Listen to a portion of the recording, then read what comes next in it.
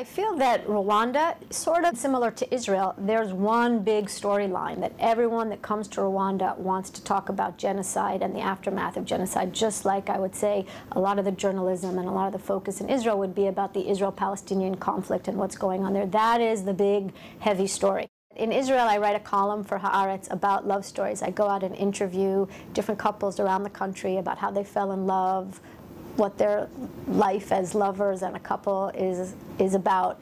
And I've always found that it's a great way to tell a story about love, which is something familiar and universal, with a backdrop of a whole country. And I thought it might be interesting to do the same thing in Rwanda. The thing that basically shocked me about being in Rwanda is how present the genocide is and how much everyone is living with it every single day. There's very few people who it doesn't affect on a daily basis, either that members of their family were killed brutally or that they witnessed or experienced brutal acts, and then crazily that they also live with the people who perpetrated these acts. It's an incredible, hard to fathom way of living. And I think that's an indication of how resilient Rwandans are, I suppose how resilient human beings are.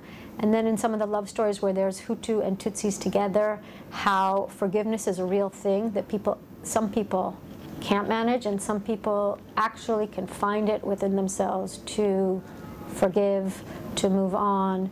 There's some sort of parallels between Rwandan life and forward movement and Israeli sense of self, having to do with our Holocaust and their genocide, and how a people rise from an experience like that, move forward and move onward.